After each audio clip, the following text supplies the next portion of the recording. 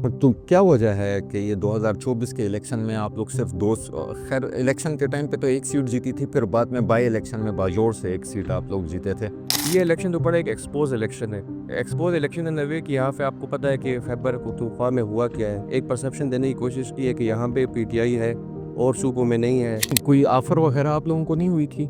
आपके पास भी तो पैसे हैं, आपको भी कोई ऑफर तो हुई होगी। हमारे काफ़ी कैंडिडेट्स को ऑफर हुई थी, काफ़ी ज़्यादा कैंडिडेट्स को ऑफर हुई थी, लेकिन उनका उनका हमारे पैसे भी नहीं बसा हम तो पसंद नहीं, हमारे घर से भी नहीं। कोई मैंने 20 करोड़ का कोई फिगर सुना था कि एमपीएस के लिए 20 करोड़ का फिगर रखा गया था। कोई 12 करोड़ रुपए कहता है, कोई 20 करोड़ रुपए का, लेकिन आप किस टाइम अंदाज़ा लगाएं। मैं आपको एक बात बताता हूँ। अब मिसाल के तौर पे आपने 20 करोड़ रुपए, एक बंदा 20 करोड़ रुपए लगा के एमपीए की सीट जीतेगा, ये वो कहीं से पूरी भी करेगा ना। लोग अक्सर ये भी कहते हैं कि तहरीक इंसाफ की जो लीडरशिप है वो ये चाहती है कि खान साहब अंदर रहें। तो मैं तो इसको इस तरह देखता हूँ, ये दाती राय क्वेश्चन, मैं तो फिर देखता हूँ कि फ़ायदा किसको पहुँचेगा। इमरान खान साहब अगर अंदर हैं तो इनकी पार्टी में से बेनिफिशरीज कौन है? तो बेनिफिशरीज तो हम सबको पता है कि बेनिफिशरीज इनकी पार्टी में कौन है। अगर वो बाहर आए तो वो बेनिफिशरीज साइडलाइन हो जाएंगे। वैसे आपके पार्टी के बहुत सारे रहनुमा ये समझते हैं कि ये एक सियासी कैद है, लेकिन आप नहीं समझते। नहीं, मैं इसलिए इसको ये नहीं समझता ना, कि मैं ये समझता हूँ कि ये कोर्ट्स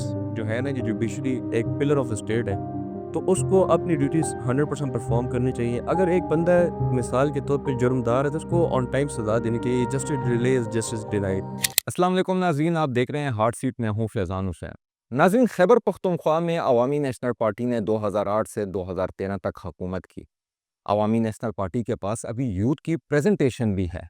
यूथ भी काफ़ी ज़्यादा अवामी नेशनल पार्टी में शमूलियत इख्तियार कर चुकी थी, लेकिन यूथ की प्रेजेंटेशन होने के बावजूद खैबर पख्तूनख्वा में अवामी नेशनल पार्टी क्यों यूथ को अपनी तरफ अट्रैक्ट नहीं कर पा रही? एमल वली ख़ान जो उनके मरकज़ी सदर हैं, वो भी एक नौजवान सियासतदान हैं। उसके बावजूद अवामी नेशनल पार्टी से ये यूथ की दूरी क्यों है? इसी पर आज हमने दावत दी है अरसलान खान नाज़िम। उनको नाज़िम क्यों कहा जाता है, इस पे भी उनसे बात करेंगे। क्या वो पहले से नाज़िम कहीं पे रहे हैं, इस वजह से उनको नाज़िम कहा जाता है? यूथ के सियासतदान हैं, यूथ की प्रेजेंटेशन हैं, उनसे बात करते हैं और अपने स्टूडियो में उनको वेलकम करते हैं। बहुत शुक्रिया अरसलान भाई आपका। अरसलान भाई, ये आप कहीं पे नाज़िम रहे हैं, क्या वजह है कि लोग आपको अरसलान नाज़िम ही के नाम से पुकारते हैं? थैंक यू वेरी मच कि आपने मुझे यहाँ पर दावत दी, और बड़ा वैलिड क्वेश्चन है। ये तो मैं पार्टी की मीटिंग्स में भी कहता हूँ, एज अ लाइट जोक भी हम लेते हैं कि वो जब इंट्रोड्यूस आते हैं कि जी स्पोक्स पर्सन है अरसलान खान नाजिम खैबर पख्तूनख्वा का, तो मैं सबको कहता हूँ कि मेरा जो नाजिम नाम है ये मेरे वालिद साहब का नाम है। मैं उनको फिर वो हैदर खान की वो एक छोटी सी स्टोरी भी आपको मैं सुनाता हूँ। जब मेरी शमूलियत थी 4 जुलाई 2017 को ऑफिशियली, जब मैंने अवामी नेशनल पार्टी ज्वाइन की थी, तो जलसा मुनक्किद हुआ था शिराज में। आपको पता है कि काफ़ी लोग आए थे हमारे उस टाइम पे। देन प्रोविजनल प्रेसिडेंट हैदर होती साहब थे, तो उन्होंने स्टेज पे खड़े होकर ये कहा था, और वो अभी बड़ा मेमोरेबल मोमेंट है, मुझे अभी भी याद है। उन्होंने ये बात की थी कि लोग जो है ना, बलदियाती नुमाइंदे जो नाज़िम रह चुके हैं, तो लोग उनके पीछे फिरते हैं कि वो पार्टी में उनके साथ शमूलियत कर ले, तो अल्लाह ताला ने हमें पैदाइशी नाज़िम दी है। तो मैं वालिद साहब का नाम नाज़िम। अच्छा, इस वजह से लोग आपको नाज़िम कहते हैं। आपका क्योंकि हम कहीं पे साइन बोर्ड भी देखते हैं तो वहाँ पे भी नाज़िम लिखा होता है, तो लोगों के ज़हन में यही तासुर जाता है कि आप कहीं पे नाज़िम आला रहे हैं, कहीं पे नाज़िम की सीट जीते हैं, तो उस वजह से।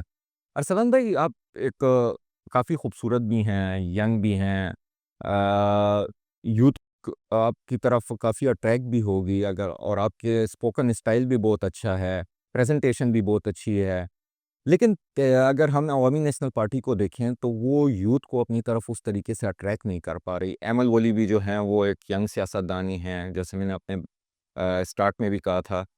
तो क्या वजह है कि सिर्फ तहरीक इंसाफ ही यूथ को अट्रैक्ट कर रही है और अवामी नेशनल पार्टी अपने इस खित्ते में जहाँ पे उनकी सियासत है, जहाँ पे उनका घर है, वहाँ पे वो यूथ को अट्रैक्ट करने में नाकाम है? देखिए जी, जो यूथ हमारी तरफ काफ़ी अट्रैक्टेड थी और है भी, और हमें मिलते हैं, हम मुख्तलिफ डिस्ट्रिक्ट्स विज़िट करते हैं, मुख्तलिफ इलाकों में जाते हैं, वो यूथ हमारे साथ इंगेज करती है, और अहमद वली खान साहब का जो बयान है, उसके साथ वो बहुत ज़्यादा अपने आप को लिंक कर सकती है। और फिर आप हमारी गुज़िश्ता जो गवर्नमेंट रही, जिस तरह आपने ज़िक्र किया 2008 से 13 तक, तो वो जो हमने जो जितने भी डिग्री कॉलेजेस बनाए, यूनिवर्सिटीज़ बनाई, तो वो यूथ के लिए बनाई थी, क्योंकि वो यूथ ही ने जाकर वहाँ पे पढ़ना भी था, उन कॉलेजेस में, स्कूल्स में और यूनिवर्सिटीज़ में।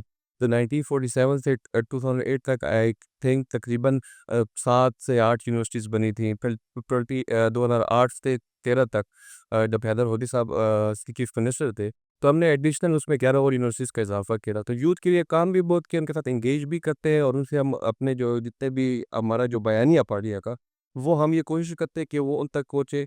और यूथ ये खैबर पख्तूनख्वा का मैं आपको बता देता हूँ। खैबर पख्तूनख्वा में एक परसेप्शन दी गई है पूरे पाकिस्तान को या पूरी दुनिया को कि वो जो है ना सिर्फ पीटीआई के साथ खड़ी है। मेरे ख्याल से कि ये तो बिल्कुल एक गलत बात है कि सिर्फ उनके साथ खड़ी है। हमारी पार्टी में अपने यूथ के इतने लोग हैं, इतनी यूथ की एक्टिविटीज़ होती हैं और लोग हमारे साथ एंगेज करते हैं। यूथ की टूर्नामेंट्स होते हैं और हम उसमें जाते भी हैं, शिरकत भी करते हैं, इलाकाई लेवल पे भी हो, सूबाई लेवल पे भी हो।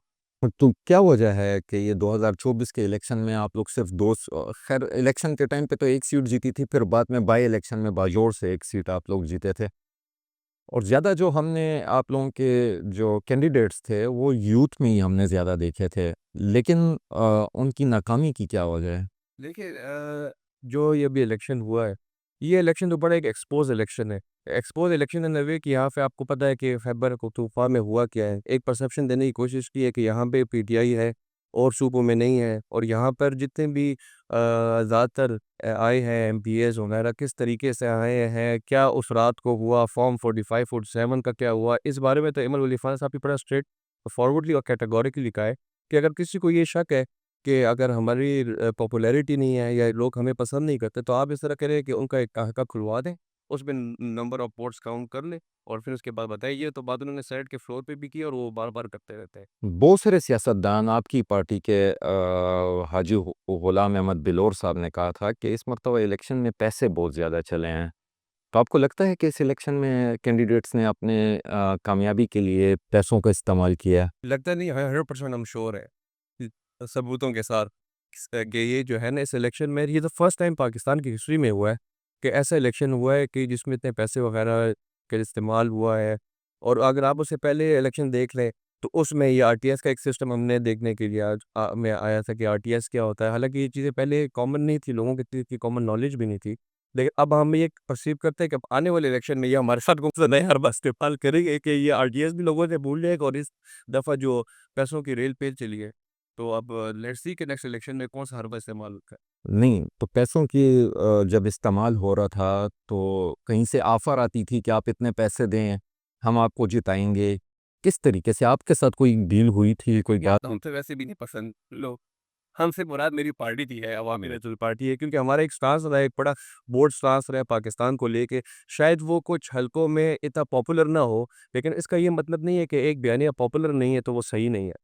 हमारे जो भी बयानिया जब भी पार्टी ने दिया, वली खान साहब के ज़माने से ले ले, उसे तो पहले बादशाह खान बाबा के ज़माने से ले ले या संध्या खान साहब के ज़माने से ले ले, जब भी वो लीडरशिप रोल में थे, पार्टी में एक्टिव थे और जब वो उनका पार्टी के सरपरस्त थे, तो लोग यही कहते थे कि यार पश्तो में कहते थे कि वली खान साहब अच्छे आदमी हैं, लेकिन बादशाह खान बाबा की इतनी बात थी। फिर जब सुनजार खान साहब का टाइम आया, फिर कहते हैं सुनजार खान साहब नहीं, वली खान साहब बड़े अच्छे आदमी थे। अब ये टाइम आया, लोग कहते हैं कि अहमद वली खान साहब है, सुनजार खान साहब अच्छे हैं, तो हम यूज़्ड टू हैं ऐसी इस चीज़ को लेके। नहीं, कोई ऑफ़र वग़ैरह आप लोगों को नहीं हुई थी?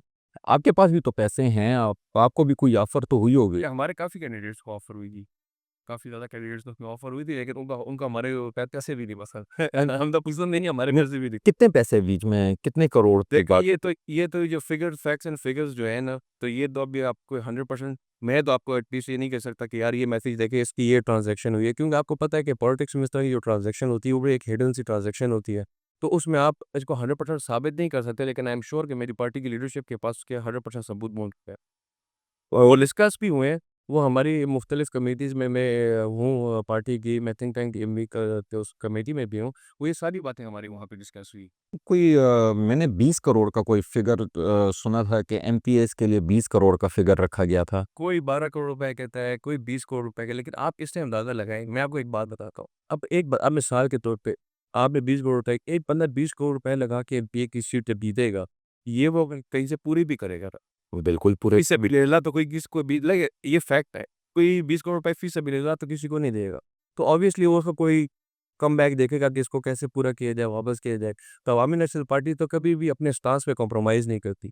जो हमारा स्टांस रहता है तो वो हम उसी पर खड़े रहते हैं जो हमें पार्टी लीडरशिप और हमारा जो पार्टी बयाने होते हैं, तो हम कॉम्प्रोमाइज़िंग स्टेट में अल्हम्दुलिल्लाह कभी भी नहीं आए। आपकी पार्टी के एक डाउन होने की वजह ये तो नहीं है, जैसा कि आपने कहा भी कि लोग कहते हैं कि असफंदियार खान अच्छे आदमी थे और अहमद वली खान नहीं है। वो टीवी शोज़ में बैठ के गाने गा रहे होते हैं। मतलब लोग इसको भी थोड़ा-सा बुरा समझते हैं। क्या ये वो लोगों की जेलसी उसकी आवाज़ बड़ी अच्छी है। हाँ, वो तो मैं भी सरप्राइज़ था। क्योंकि मेरा तो एक पर्सनल लेवल पे भी ताल्लुक है because we are almost of the same age. तो वो बड़े विटी किस्म के आदमी हैं और क्या कहते हैं उनका जो है ना सेंस ऑफ ह्यूमर बहुत अच्छा है। प्लस उनकी जो मैंने ये देखी उसमें फाइव फाइटेडनेस बहुत ज़्यादा है। मुझे अभी एक ये तो हमारी इंटरनल एक बात है वो एग्ज़ैक्ट के साथ तो मैं आपको नहीं बता सकता लेकिन मैं एक तब उनके साथ बैठा हुआ था तो उन्होंने मुझे एक बड़ी ये इलेक्शन अभी ख़त्म हुए थे और उसके बाद हम फर्स्ट सेकंड टाइम मिल रहे थे आपस में। तो उन्होंने मुझे एक बात की तो मैं बड़ा हैरान हुआ, मैंने कहा कि अहमद खान ने ये मुझे मतलब पार्टी लीडरशिप है, उसने मुझे कहा और मैं आपको बता रहा उसने मुझे कहा कि सीएम कॉम्प्रोमाइज़ है हमारा। उस टाइम किसी ने बात ही नहीं की थी कि सीएम कॉम्प्रोमाइज़ है कि नहीं है, उसने मुझे कहा फलाना सीएम कॉम्प्रोमाइज़ है। तो मैंने कहा अहमद खान किस तरह? कहते इसने इलेक्शन यहाँ-यहाँ से बैठ के लड़ा है, ये सारी बातें हुई हैं और ये पूरा ये सिस्टम कॉम्प्रोमाइज़ है। ये जो है ना पीटीआई की गवर्नमेंट नहीं है, ये लाने वालों के और जो पाकिस्तान के जो डिसीजन मेकर्स हैं, ये उन्होंने इसको लाकर बिठाया हुआ था। I was very surprised eight that time लेकिन क्योंकि ये जो स्टोरी आहिस्ता-आहिस्ता अनफोल्ड होती है, तो उसकी फार साइडेड रीज़न्स थी कि उसने परसीव कर लिया था कि ये जो है ना एस्टेब्लिशमेंट का गुड बॉय इन्होंने आके सीएम बिठाया है। तो वो उसने हमें पहले का बताया था, तो ये उसकी फार साइडेडनेस है कि उसने परसीव कर लिया था, ये लीडरशिप की एक क्वालिटी है। अभी आप लोगों को लग रहा है कि मतलब ये सीएम जो है कॉम्प्रोमाइज़्ड है? हमें तो लग हम श्योर हैं कि कॉम्प्रोमाइज़ पे देखिए इस तरह नहीं हो सकता कि आप इस सूबे में बैठे हैं, साथ रिज़र्व सीट्स का मामला है। रिज़र्व सीट्स पे किस चीज़ के लिए हम रुके हुए हैं? पीटीआई की गवर्नमेंट है, उनका सीएम है, कोई 90 के प्लस एमपीएज़ हैं, तो वो अपना क्या कहते हैं, उनके ला के बर्तारी करें और अपने सेनेटर्स भी उनके ही आने हैं, हमारे तो आने नहीं है, तो वो उस पे क्यों रुका हुआ है मामला? वो इसलिए कि वो सेंटर में पीटीआई एक और परसेप्शन देती है और इधर खैबर पख्तूनख्वा में एक और परसेप्शन देती है और बस ये आप तो कोई ये जो रोज़ाना एक सर्कस जो लगा होता है इनकी तरफ से टीवी पे, वो आप लोग भी देखते हैं और हम भी देखते हैं।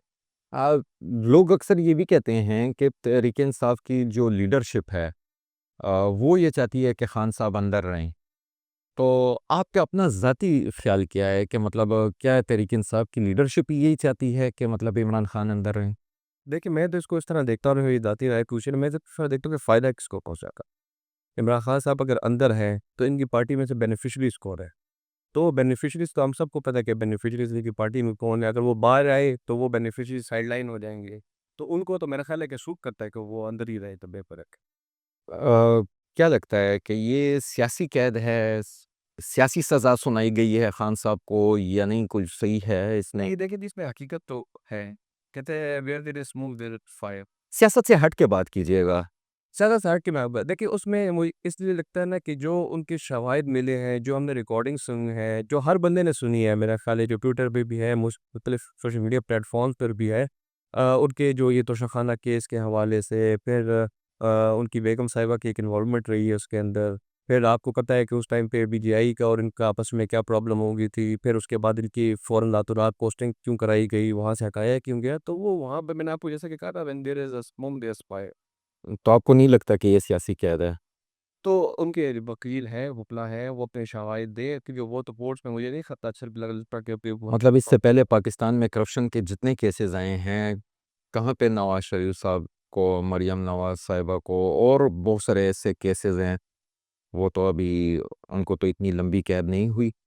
आपको लगता है कि ये एक बहादुर लीडर है, कंप्रोमाइज़ नहीं कर रहा और इसी वजह से अंदर है? नहीं, देखिए ये आपने बात की कि कभी जेल सबसे ज़्यादा इन्होंने टाइम करो तकरीबन 2 ढाई साल हुए हैं। बात करें आप बादशाह खान बाबा की 33 साल से, बात अब करें आप अब उन रहनुमाओं को छोड़ देना, वो तो मतलब वो तो एवरग्रीन दो वो देखिए, अब वली खान जैसा स्टेट्समैन मेरा ख़्याल है कि मैंने तो पाकिस्तान में नहीं देखा। मिल के इस पाकिस्तान में मैंने इस पूरे रीजन में नहीं देखा। अगर आप उनकी पॉलिसीज़ उठा के देखें, उनकी पास साइडेडनेस देखें और जितने भी लोग खैबर पख्तूनख्वा से वाबस्ता है, उनको पता है कि जब भी कोई इंटरनेशनल लेवल पे या नेशनल लेवल पे कोई भी डिस्प्यूट आया है या कहीं पे को समझ नहीं आई कि हमने कौन-सा पाथ फ़ॉलो करना चाहिए, तो हमेशा वली बात से राब्ता में। वैसे आपके पार्टी के बहुत सारे रहनुमा ये समझते हैं कि ये एक सियासी कैद है, लेकिन आप नहीं समझते। नहीं, मैं इसलिए इसको ये नहीं समझता ना कि मैं ये समझता हूँ कि ये कोर्ट्स जो है ना, ये जुडिशरी एक पिलर ऑफ द स्टेट है।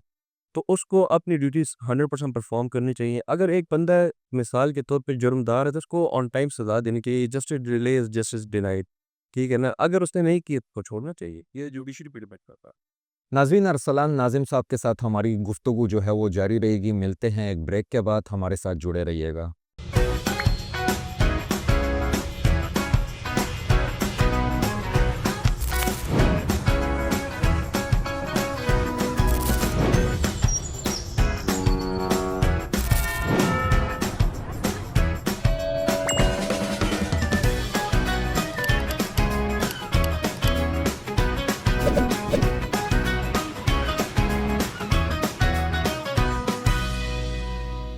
वेलकम बैक नाज़रीन। नाज़रीन अरसलान खान नाज़िम हमारे साथ मौजूद हैं, उनसे बात करते हैं।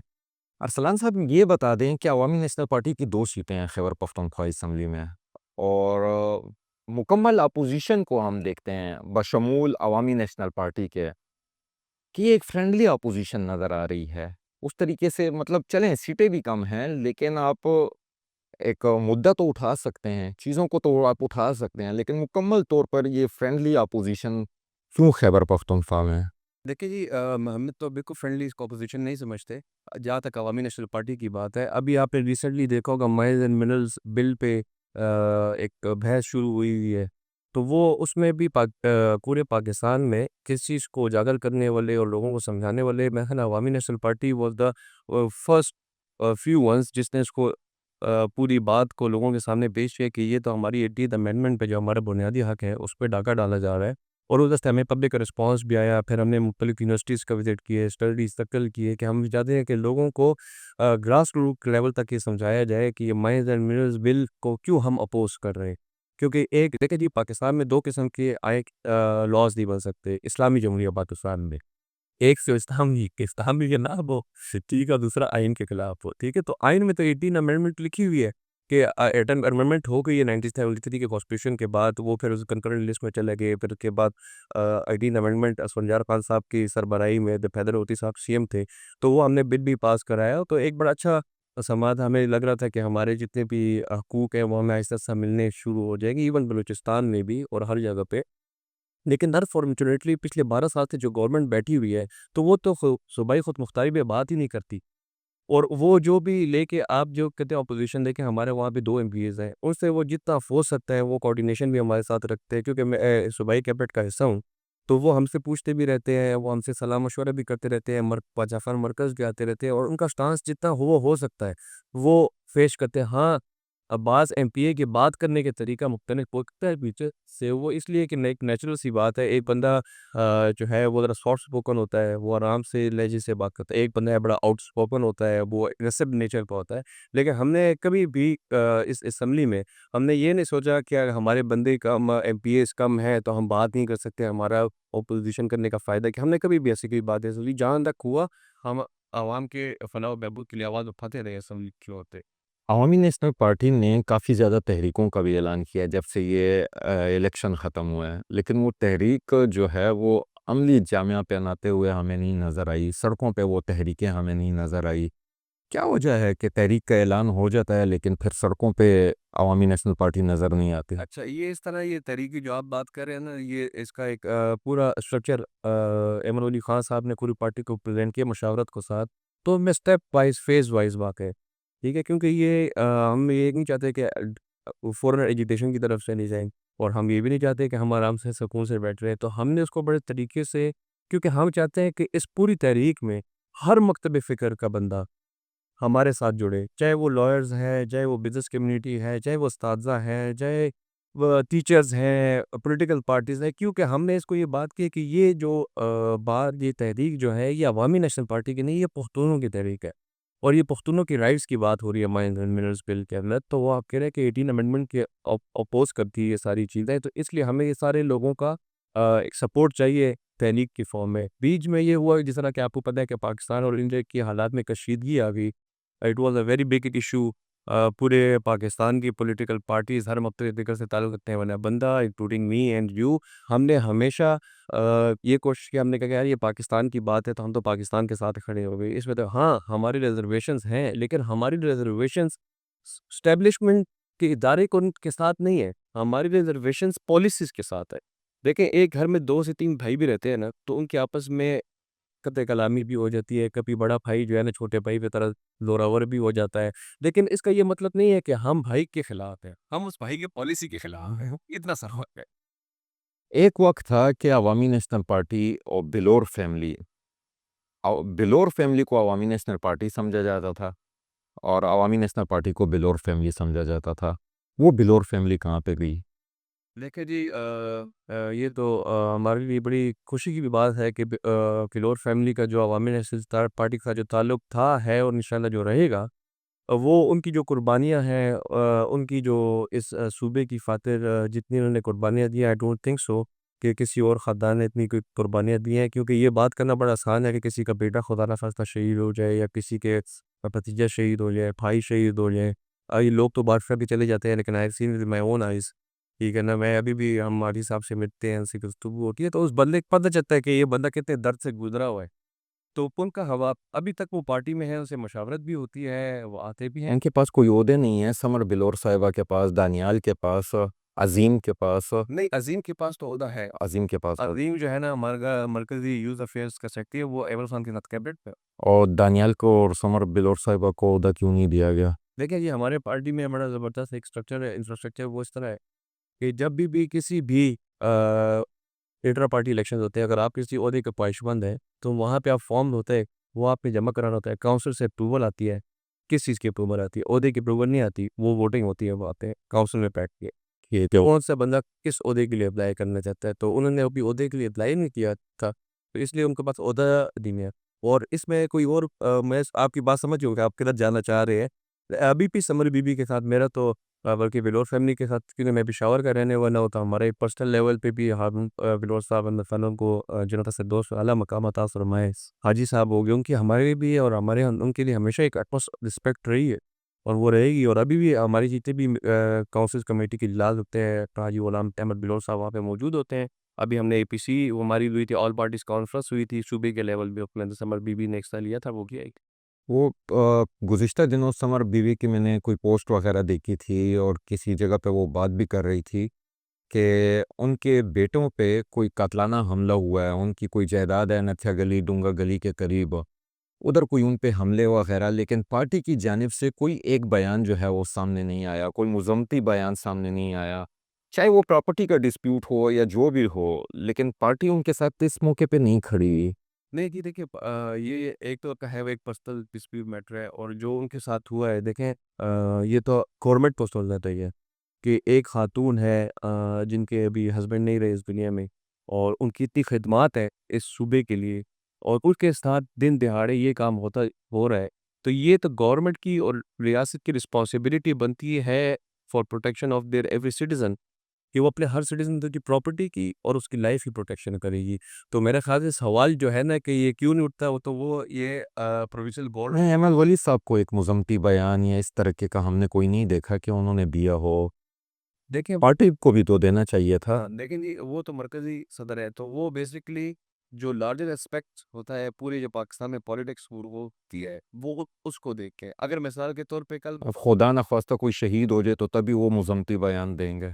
नहीं, नहीं, ये अल्लाह ना करे हमारे यहाँ तो। खुदा न ख़वास्ता, मैंने पहले कहा है, अल्लाह ना करे, अल्लाह ना करे। देखिए मेरी मेरी जो प्रीडिसेसर है ना, क्योंकि मेरे से पहले वो स्पोक्स पर्सन थी, तो हमारा हमेशा एक कॉलीग के तौर पे एक बड़ा अच्छा हमारा आपस में अंडरस्टैंडिंग रही है। हमने मिल के काफ़ी चीज़ों पर काम भी किया है। हमने काफ़ी चीज़ों पे मिल के बैठ के मैनिफेस्टो में यहाँ पे कोई एग्ज़ाम्पल देता हूँ। जो इससे इलेक्शन जो भी हुआ तो समर बीबी ने ये इनिशिएटिव लिया था कि हम अपना एक मैनिफेस्टो लाते हैं पेशावर के लेवल पे, और उन्होंने कहा इमरान वली खान साहब से बात करते हैं, he was then provincial president at that time. मुझे उन्होंने ऑन बोर्ड किया हुआ था। इस तरह हमारे 2-3 और जो प्रोटेस्टेंट हैं, जो इलेक्शन में जिन्होंने हिस्सा लिया, उनने भी किया था, तो हमने एक बड़ा अच्छा वो बनाया था। और उनके साथ मेरा हमेशा शुरू से अच्छा ताल्लुक रहा है बिलोर फैमिली के साथ, क्योंकि एक ही शहर है, मरे जो होंदे हम पश्तो में गए, एक ही है, गमी खुशी में हम एक-दूसरे के साथ शरीक होते हैं। और उनकी जब भी बातें तो we are still in contact, हमारा आपस में कॉन्टैक्ट रहता है इस वक़्त ये। अहमद वली का सवाल। नहीं, अमन वली खान साहब का भी कॉन्टैक्ट रहता है। ये नहीं है कि नहीं रहता होगा कॉन्टैक्ट, आई एम श्योर तुमका कॉन्टैक्ट रहता होगा, and he must be worried because उनकी पार्टी की एमपीए रह चुकी हैं, और ये बिलोर फैमिली के जैसा कि आपने कहा कि पार्टी के लिए बड़ी कुर्बानी है, obviously he is very worried. 12-13 साल हो गए हैं तहरीक इंसाफ इस सूबे में हुकूमत कर रही है। क्या लगता है कि इस सूबे की आवाम जो है तहरीक इंसाफ की हुकूमत से खुश है। यूथ, ख़वातीन, बच्चे, आम मज़दूर, कारोबारी हज़रात, ये लोग खुश हैं तहरीक इंसाफ की हुकूमत से। देखिए जी, इसका तो बहुत आसान सा एक हल ये है कि जब आप बाहर निकलते हैं ना, जब आप अपने ऑफिस आते हैं, तो ये रास्ते में जब आप जितने लोगों से गुजरते हैं उनसे पूछ लें कि ज़िंदगी कैसी गुजर रही है। ये वाली चीज़ देखें, जब अवामी नेशनल पार्टी की गवर्नमेंट आई थी, तो ये आप नहीं भूल सकते कि उस टाइम में वॉर जो है ना, वॉर पीक पे थी। It was a new thing for all of us.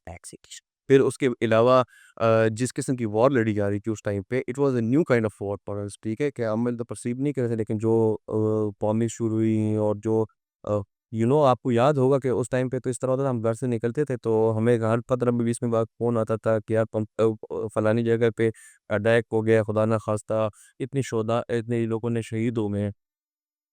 तो अवामी नेशनल पार्टी की आपने जब गवर्नमेंट का परफॉर्मेंस का अंदाज़ा लगा रहे हैं, तो इस चीज़ को आपने ज़रूर ज़हन में रखना है, क्योंकि जब हमारी गवर्नमेंट ख़त्म हो रही तो हमने काफ़ी हद तक टेररिज़्म का ख़ात्मा कर चुके थे। और पाक उस टाइम पे अवामी नेशनल पार्टी जो है ना, स्टेट ऑफ पाकिस्तान के साथ खड़ी हुई थी टेररिज़्म का मुकाबला करने के लिए। दहशतगर्दी तो इस सूबे में देखी अवामी नेशनल पार्टी ने है। स्वात ऑपरेशन उनके टाइम से हुआ और जितनी भी शहादतें हुई ज़्यादातर अगर हम निकालें जिन जो अवामी नेशनल पार्टी के रहनुमाई जो हैं वो शहीद हुए थे।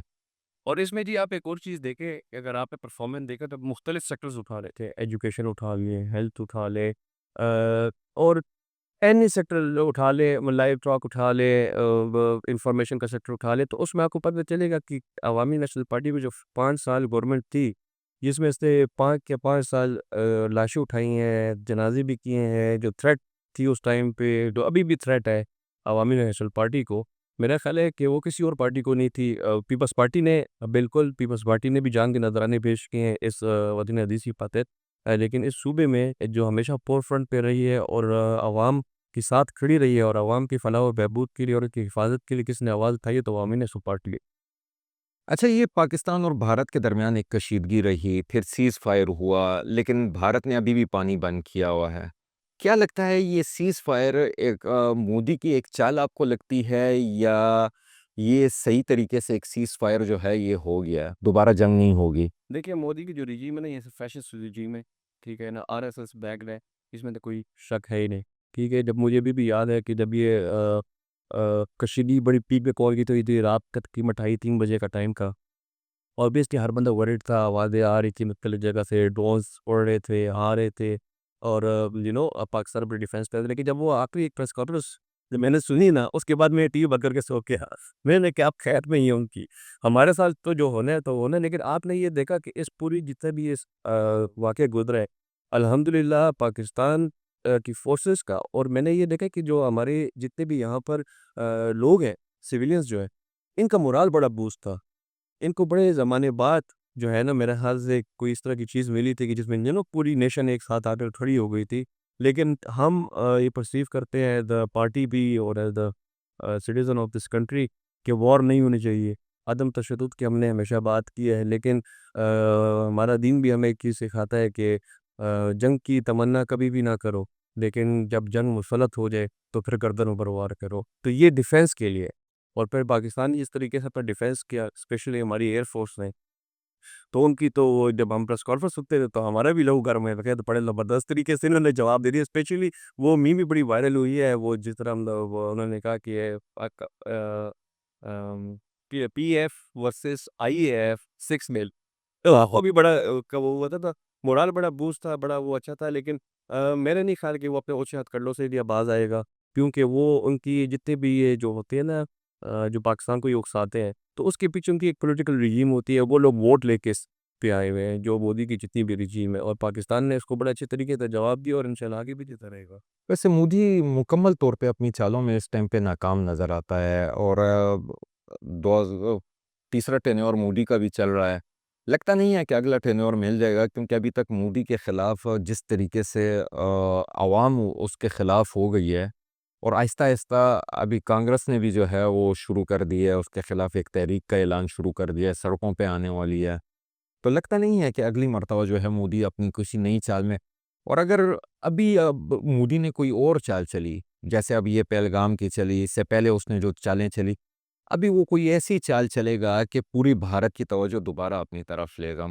ये मेरी अपनी ज़ाती राय है कि अभी वो कोई ना कोई चाल चलेगा अपनी पोजीशन को बूस्ट देने के लिए। मेरी अपनी ज़ाती राय है और ये मैं कहीं बहुत निजी महफ़िल दोस्तों से हम गपशप लगाते हैं, मैंने बात की, मैंने कहा कि जब ये इलेक्शंस करीब आने शुरू होंगे ना, तो ये इस तरह का कोई और एक स्टूपिड सा कोई स्टंट ये पुल करने की कोशिश करेगा। वो इसलिए करेगा कि उसने लोगों से वोट ही इस चीज़ पे माँगा है। उसकी जो प्राइम मिनिस्टरशिप की कुर्सी है ना, वो इस तरह के ओछे-हथकंडों की वजह से उस पे बैठा हुआ है। तो वो जिस दिन ये कोशिश करेगा, तो मेरे ख़्याल है इस दफ़ा तो पाकिस्तान ने तो कहा था ना कि वेट एंड वॉच, तो मेरा ख़्याल है इस टाइम पे पाकिस्तान बिल्कुल रेडी है हर किस्म के दिफ़ा के। अब मोदी का जो साथ दे रहा है वो रशिया दे रहा है, अमेरिका जो है उसने डबल गेम कर लिया है, दोनों की तरफ वो उसने अपनी तवज्जो बताई है। लेकिन बैकडोर पे अगर देखें तो अमेरिका जो है वो इस टाइम पे भारत का ही साथ देगा और चाइना या रशिया जो है वो पाकिस्तान का साथ देगा, या आप समझते हैं कि ऐसा ही होगा या कोई अपनी कोई ज़ाती राय है? हर जितनी भी कंट्रीज़ होती हैं इनकी एक फ़ॉरेन पॉलिसी होती है, ठीक है? फ़ॉरेन पॉलिसी और इस दफ़ा जो इस तरीके से पाकिस्तान ने पूरी दुनिया को अपने साथ खड़ा किया कि उनके हम बता रहे थे कि सिंगल इमेजेस बता रहे थे कि अगर हीट इमेजेस बता रहे थे कि अगर खुदा न खास्ता पाकिस्तान ने पहल की है, तो आप लोग बताएँ डिजिटल फुटप्रिंट्स बताएँ। तो वो हमेशा वो बताने में नाकामयाब रहे और मेरा ख़्याल था कि फ़ार्मिस्तान के इदारों ने और पाकिस्तान की हुकूमत ने बहुत अच्छे तरीके से लोगों को सामने इंडिया की जो फ़िलॉसफ़ी है वो एक्सपोज़ करती है। उन्होंने बिल्कुल एक्सपोज़ करके रख दिया, तो अब उनको मसला ये जिस तरह उनका अभी राफ़ेल जेट जिस तरह गिरा है, ठीक है? तो अब राफ़ेल जेट की प्राइसेज़ नीचे गिर गई हैं, एफ-17 थंडर की प्राइसेज़ ऊपर चली गई हैं, ठीक है? तो अब ये दुनिया को भी चुभती है ये बातें कि पा और मेरा ये ख़्याल है कि जिस तरह आपने कहा ना कि उस टाइम पे जब ये इन्होंने थोड़ा-सा एग्रीगेशन शुरू की थी, तो कोई इंटरवीन नहीं कर रहा था, क्योंकि लोगों को ये ख़्याल था कि शायद पाकिस्तान को ये 2-3 दफ़ा इस तरह के अटैक करने के बाद खामोश हो जाएगा, लेकिन पाकिस्तान ने जिस तरीके से जवाब दिया, तो वो मजबूरन आना पड़ गया। 2-3 दिन तक मतलब पाकिस्तानी अवाम में गुस्सा पाया जा रहा था कि हम अटैक क्यों नहीं कर रहे, हम जवाब क्यों नहीं दे रहे। तो आखिरकार जिस टाइम पे पाकिस्तान की बर्दाश्त ख़त्म हुई और पाकिस्तान ने जब अटैक किया, तो फिर वो दुनिया ने जो है वो अटैक देखा था कि हाँ जी, अब पाकिस्तान भी अटैक कर सकता है। बहुत शुक्रिया अरसलान भाई आपका, आप आए, हमें टाइम दिया आपने। नाज़रीन अगर आप नाज़रीन अगर आज का प्रोग्राम आपको पसंद आया हो तो इसे लाइक और शेयर ज़रूर कीजिएगा, हमारे चैनल को सब्सक्राइब करें। आज के लिए इतना ही, मिलते हैं अगले प्रोग्राम में। अल्लाह हाफ़िज़।